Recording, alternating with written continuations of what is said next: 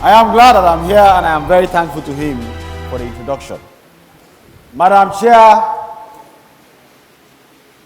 Faculty of Njala University, my team at the ACC, the leadership of the Law Society, Madam President, the leadership of Njala University, distinguished guests here present, students and pupils, I greet you all. Good morning to you. Good. This is going to be a lively conversation on a topic that I hold so dear. Madam Chair, as you have said, the topic is a mouthful. It was because it is something that we need to address as a country.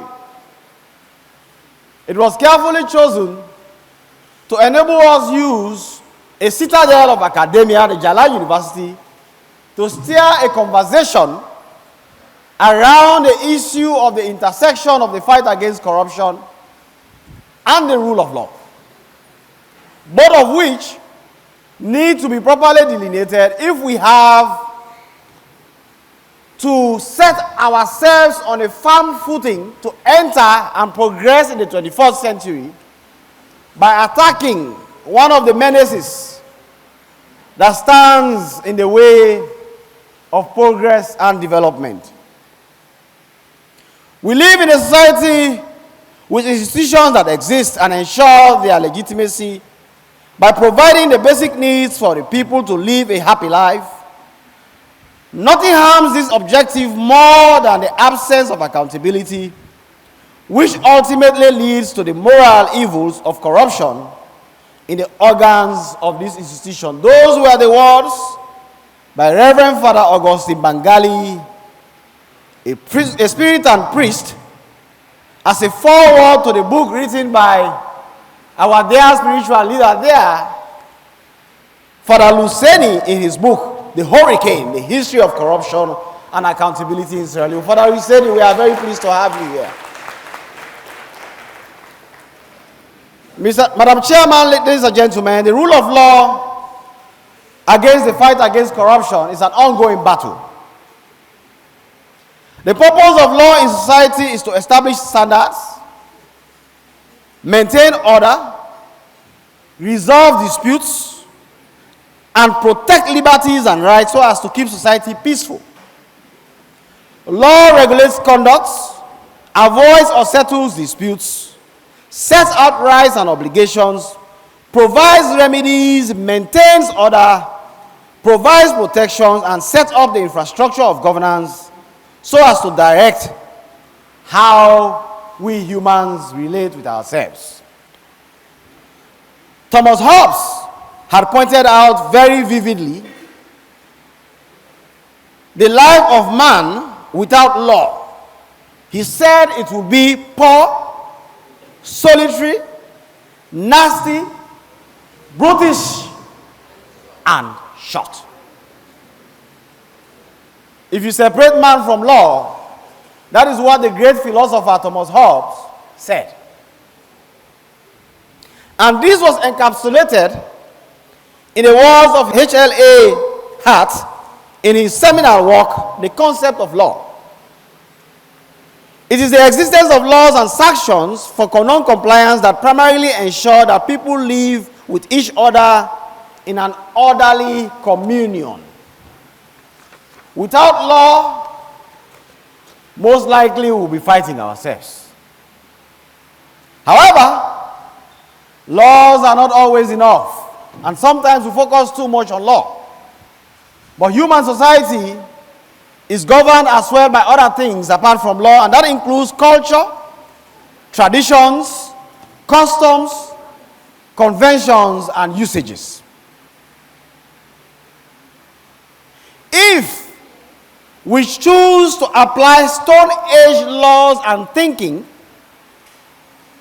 to modern wicked problems like corruption, there is a likelihood that they will not be relevant to those issues, or they are not robust enough to cover what they are so that we can find solutions. In light of the above, we have to ask ourselves the question: How do we expand the territories and boundaries of the law so as to solve what we call in sociology wicked problems? Wicked problems are problems that persist. You do something about them, they continue. They find a way to raise their head again. They are called wicked problems because they don't go away very easily.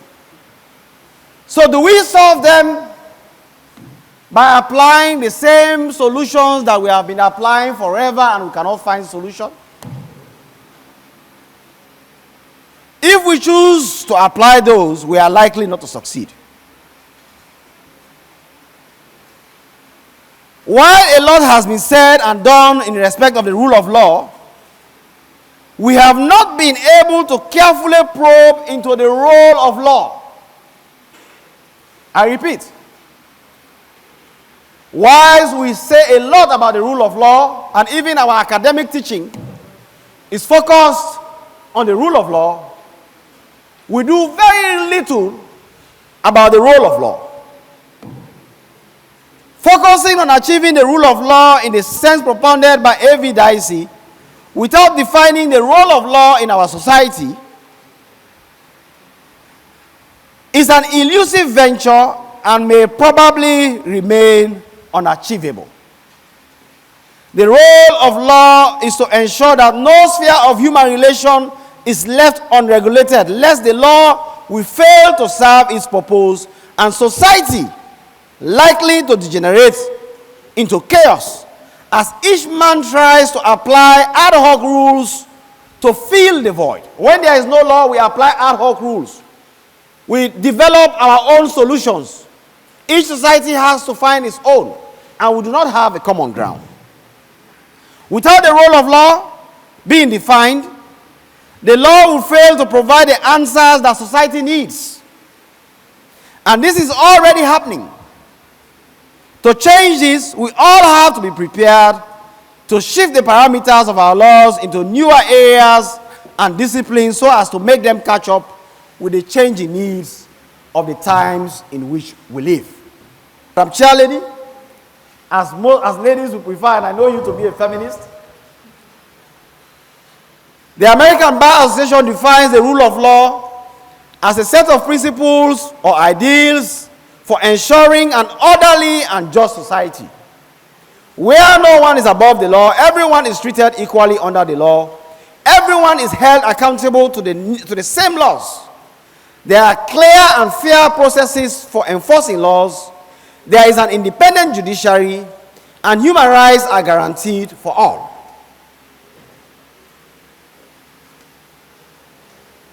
In defining whether political leaders and kings should also be subject to the doctrines of the rule of law, Bracton, a British writer and proponent of the doctrine, holds that political power and leaders are a creation of law and must therefore be subject to the law.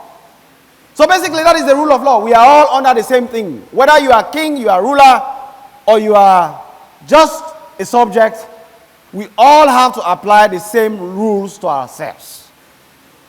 So, the rule of law is encapsulated under three headings. It has been summarized under three headings, mainly through the work of A.V. Dicey, which of course you pupils may have come across in government. Not so? You have been told not so? And the one thing is what? Supremacy of the law. That means the law is supreme. Everybody is under it. Equality before the law. That means we are all equal before the law, king or subject. And of course, the last one is that the activities of government must be constructed within the framework of the rule of law.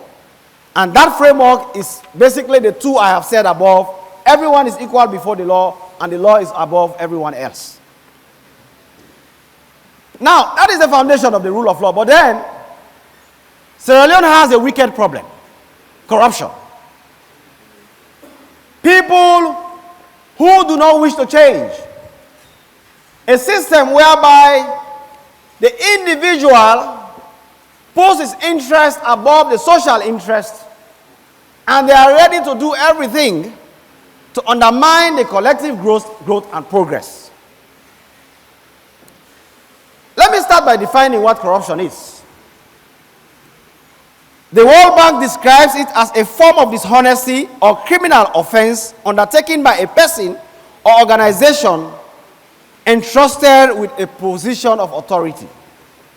So first of all, in corruption, there is a power play. There has to be somebody with position of authority or power who then uses it to foster his own interest or the interest of a particular set of people against the collective interest. Transparency International describes it as public servants demanding or taking money or favors in exchange for services, political or otherwise, by misusing public money or granting public jobs or contracts to their sponsors, friends or families, and corporations, or bribing officials to get lucrative deals. Firstly, the foundation. But also, we pretend not to know what really corruption is, but we do. When you do those things that society does not accept, you know within yourself most times that you are wrong. So, I have described to you what corruption is. I had also described to you what the rule of law is. Now, there is now the need to synergize them. As a commission and people, more than ever before, we are committed to eradicating corruption. We could agree that we cannot afford to sit to tilt the scale of the rule of law in the fight against corruption in such a way that we undermine the functionality and success of one over the other. We have to strike a balance between the rule of law, which says we need to protect individual liberties and freedoms, and of course, we have to make sure that everybody is equal before the law and treated fairly, but also with fighting a wicked problem called corruption. When you consider the efforts, the effect of corruption, you will understand. This is how Kofi Annan describes it in a foreword to the UN Convention Against Corruption. Corruption is an insidious plague that has a wide range of corrosive effects on societies. It undermines democracies and the rule of law, leads to violation of human rights, distorts markets, erodes the quality of life, and allows organized crime, terrorism, and other threats to human society to flourish. We all say the ground dry, not so. We all say things are hard, not so. But I can assure you the foundation of all those things is really corruption. Where corruption flourishes, the quality of life of humans is reduced. While some benefit more, others suffer. That is why, when we are fighting corruption, even though the rule of law is there, we have to be ready to stretch the boundaries of the rule of law to emphasize what I call the collective interest. We prioritize what is good for all of us against what is good for one man. To be ready to make sacrifices where necessary to take action that will protect everybody against the greed of one man or woman. Sometimes this can be a difficult move. Yes, I agree, the human rights activists, that the rule of law must be upheld. I am myself a human rights lawyer. Yes, I agree that the presumption of innocence is cardinal principle of our criminal justice system. But corruption itself is also a human rights issue, because when it occurs, for example, public funds or property that are meant for the benefit of the majority of people will be diverted to the use and benefit of an individual or selected few. So let me ask you a question. Is the fight against corruption a human rights issue? Do you agree? Is the fight against corruption a human rights issue? There was a time when people were taken to the cutting tree and everybody was calling for my head. They said that we have violated their human rights, and I asked them the question, whose right are we talking about? The rights of 8 million people against the right of 3 people. That is the debate that we should have. 8 million people have suffered at the hands of the corrupt, the wicked. We gained independence in 1961, and up to now, we are struggling with the basics of life: water, electricity, food, shelter. And primarily, I can tell you this for sure, it's because of corruption. We and Singapore got independence around the same time. But today, Singapore is basically probably the most advanced nation in the world, while Sierra Leone lies at the bottom of the Human Development Index. Why? It's corruption. So, if we are going to take steps against corruption, which is more important, the suffering 8 million people, or the one man who decides to steal everything that is important to those 8 million people? These are conversations we have to have, and that is why this lecture is important to all of us. Madam Chair, distinguished ladies and gentlemen, the fight against corruption in the context requires strategy and full-blown spectrum to engage everything and everybody within the state power to deal with corruption. We have a system that encourages corruption. We have a system that encourages corruption. The corruption culture in our society is so endemic that we celebrate the corrupt. In churches, they are giving front rows so that they can give more money to the pastors. In mosques, they are respected because they have more resources. In politics, they are celebrated because they can spray money around. We all are guilty of one fact. We are only against corruption insofar as we do not benefit from it. But as long as we benefit from it, it is our uncle, our aunties, our brothers, our sisters, we will not be unhappy with it. We are only unhappy when we see that it is another person benefiting. It is a skewed society. It is a problem of the mind. So, for example, when the ACC is running after every other person, everyone claps. But when your uncle, who is manifestly corrupt and you yourself know is corrupt, is arrested, you start insulting the ACC on social media, that they are being selective. This is what we have to deal with. And of course, we have the problem of the justice system.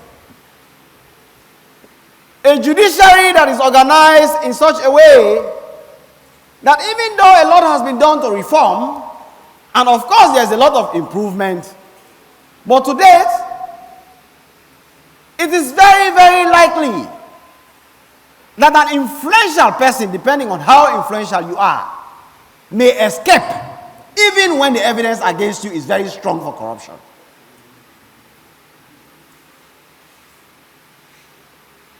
And we are talking about the rule of law.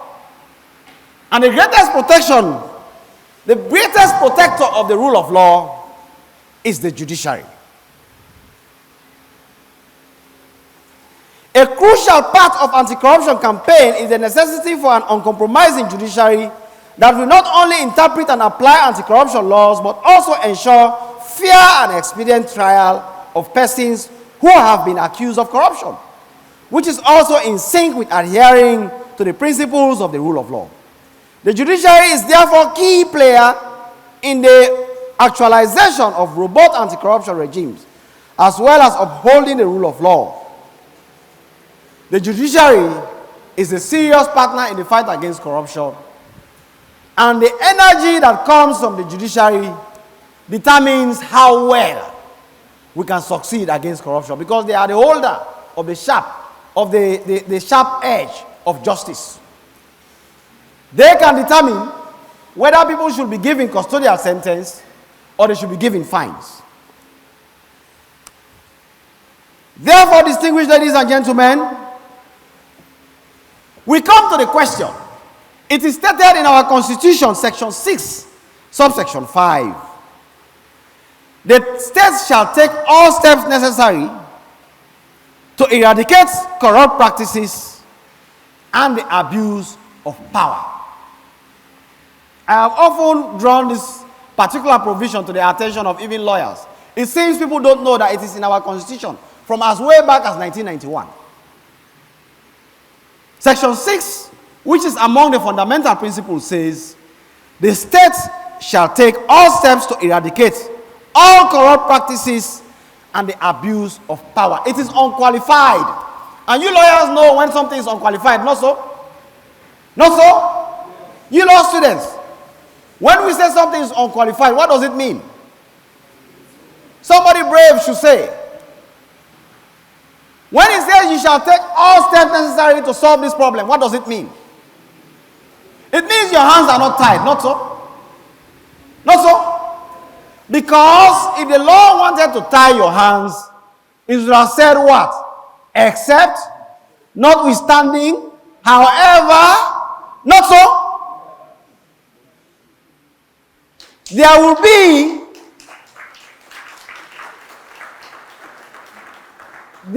thank you, there will be what we call qualification to the proposition. But let me also read to you what is in the Anti-Corruption Act. Section 7 says, the Commission shall take all steps as may be necessary for the prevention, eradication, or suppression of corruption and corrupt practices, and to also investigate any matter that, in the opinion of the Commission, raises suspicion. Is this provision materially different from what is in the Constitution? Do they all not use one phrase, all steps necessary? Not so? So, basically the point we are making is the laws have always taken the fight against corruption seriously. The problem we have is the implementation of those laws. The problem we have is how we approach this within the framework of the rule of law. Because there is now conflict between those very strong provisions and provisions that say you are what? Innocent until proven guilty. Not so? That is the lawyer's favorite phrase. Not so in the Constitution. Not so? You are innocent until proven guilty. So even when the man is found with his hand in the cookie jar and there is cookie in his hands, you want us to take the cookie and the jar to court, and the lawyers will look at it and say, let us first determine how the man's hand went into the cookie's jar. Maybe somebody put it in there. He did not put it there himself. Do we understand? So, the cookie jar is there. The man put his hand and took out the cookie. When that cookie belongs to all of us, 8 million people, suddenly, when action is to be taken against him, we spend years in court, objections, demonstrations in the street against the ACC. The last time, they sent tear gas right into my office at ACC. Because we invited one man to ask him questions about his roles as Minister of Finance and Minister of Foreign Affairs. You all know when we went to McKinney, not so? You saw the tires were burnt in the street, not so? And there were Tamabo men standing there saying, where is that Ben Kaifala? We are going to shave his head today. Not so?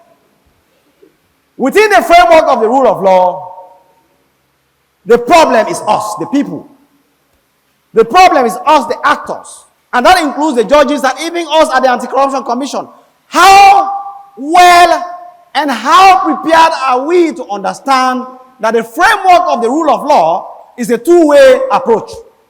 And the individual right is not more important than the collective right. And if you give me the choice to choose, I would prefer the collective right any day over the right of an individual.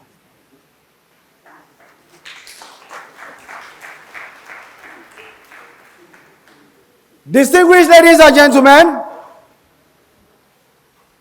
The reality, however, is that the details of the rule of law in our democratic dispensation, especially the presumption of innocence and also the sanctity of constitutionalism and the relativism of justice, are forged with a view to guide not only the political governance processes, but also the enforcement and implementation of law on corruption.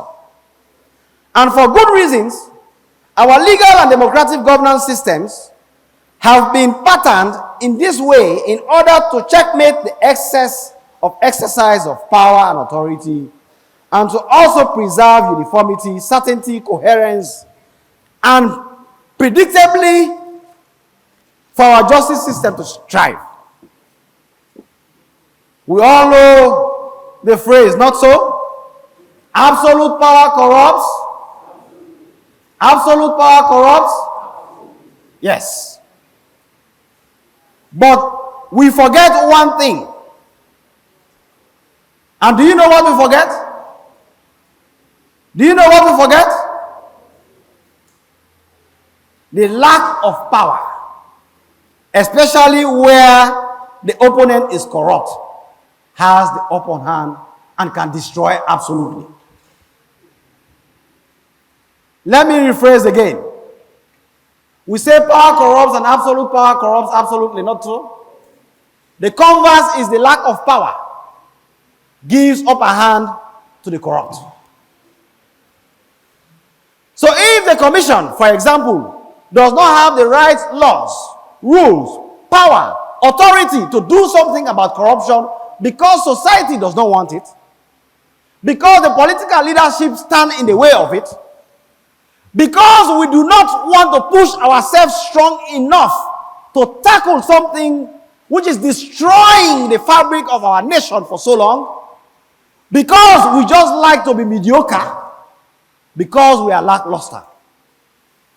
That is more dangerous than power, because it is called the lack of power. And as a people, we have to understand that intersection. Madam Chair, there is no gainsaying the fact that corruption costs all of us absolutely. While it may be possible for a corrupt system to coexist with a functioning of the rule of law, in practice, the worse the corruption, the more likely it is to endanger the rule of law. There is no greater danger to the rule of law than corruption. When there is corruption, let's forget about the rule of law. We are lying to ourselves. When corruption is too prevalent, all that blah, blah, blah about the rule of law is a joke. The anti-corruption campaign we are leading as a nation is not a one-size-fits-all campaign. Rather, it's a campaign and fight that is contextual and must therefore be shaped by our context and the tactics of the corrupt. The demand is really no longer one of applying a collection of more or less technocratic solutions. Rather, it is how we must develop nuanced set of possible remedies that fit our context. There is no doubt that the combination of the rule of law with the elements of equality before the law, the right to fair trial, presumption of innocence, and determination of rights by the courts constructs a paradigm of accountability by the exercise of power and the realization of justice. Let's not say that what I am saying means we should disregard the rule of law. It is important. What I am saying is that we should, you see, let me say this again. The law is what society says should be in it. The law is what society says should be in it. And similarly, justice is what society determines it to be. And that is why in Saudi Arabia, there is justice according to their own laws. Not so? Not so. In Saudi Arabia, they can try a man within 5 minutes and shoot him dead. Not so. As far as they are concerned, it is justice. If you do that in the US or in Sierra Leone, what would you say? Abuse, not so? Yes. 2 days ago, a lady was killed in Nigeria, Sokoto, for just posting something on WhatsApp about the Prophet Muhammad, which other people were unhappy about. They went and dragged her out of her room. She ran to hide. They cut her head and put fire on her and burnt her in broad daylight, the same minute. And now in Sokoto, some people say it is justice because Sharia law says it is. And some people say it is not justice because, of course, they are applying the normal law. I am not saying that what was done there is right, but all I am trying to tell Sierra Leone is that what is justice is what society says it is. So, when we are tailoring our laws, we have to understand that all these principles that are out there, rule of law, all those things, they are important. Human rights, yes, they are important, but we are dealing with a wicked problem. The solution lies with us, and we can determine what goes into our laws. It will become the rule of law. Do we understand? Therefore, it is a question of how willing we are. What has been etched painfully on the scrolls of our hearts by Samuel Magai and others? How are we willing to push ourselves? Madam Chair, distinguished ladies and gentlemen, I know this topic, we can have a conversation about it the entire day. But I'm going to wrap up now and leave it to you to ask questions, for us to engage, for us to have views, because it is by conversation now. But before I go, my admonition to all of us, when dealing with the rule of law and the fight against corruption, is this. We have to break away from the abstract law giving and conduct more research and develop laws that problem solve rather than merely exist. We have to break away from abstract law giving. When we take what Evi Dicey said, what Baron de Montesquieu said, and just come and put it into our laws, we have to conduct research on our own societies and develop rules that work. We have to take proper look at our domestic institutions and mindset of our people and champion the creation of constitutional guarantees, judicial reviews, greater judicial independence and access to justice, which will naturally lay a better path to development of Sierra Leone's rule of law. Sierra Leone's rule of law does not have to be U.S. rule of law. Sierra Leone's rule of law does not have to be UK rule of law. I have told you that there is rule of law in Saudi Arabia also. There is rule of law in Rwanda. There is rule of law in Nigeria. And there is rule of law in Canada. The mistake we often make is to think that the rule of law is a one-jacket-fits-all approach to solving our problem. That's why we are failing. Our laws have to be contextual. It has to be Sierra Leonean. It has to be by the mindset of our people. It has to take into consideration our own wicked problems and find lasting solutions for them. As I conclude, Pratibha Patil, the 12th president of India, once said, "Corruption is the enemy of development and of good governance. It must be got rid of. Both the government and the people at large must come together to achieve this national objective. Do not leave the fight against corruption to the government alone. Do not leave the fight against corruption to the ACC alone. Do not leave the fight against corruption to a few. We all have to come together and work if we have to solve Sierra Leone's problem. It is about what you do in private as much as what you do in public. If we all have that mindset, we can solve Sierra Leone's problem easily. You, the young people of this country, have a huge role to play. In the words of renowned songwriter Kurt Cobain, the duty of the youth or the young people is to challenge corruption. All of you, your duty is to challenge corruption, not to condone it. I throw the challenge to you today, and we must stand by delineating the boundaries that belie both the rule of law and the campaign against corruption, while we prioritize that which challenges our collective interest the most. You all have a responsibility to help with crafting the right rules, to help with speaking truth to power, to help in supporting the fight against corruption. And you cannot leave it only to those who have been given the responsibility to fight corruption. It is as much your problem as it is the problem of government. Madam Chair, distinguished ladies and gentlemen, I thank you all for the audience.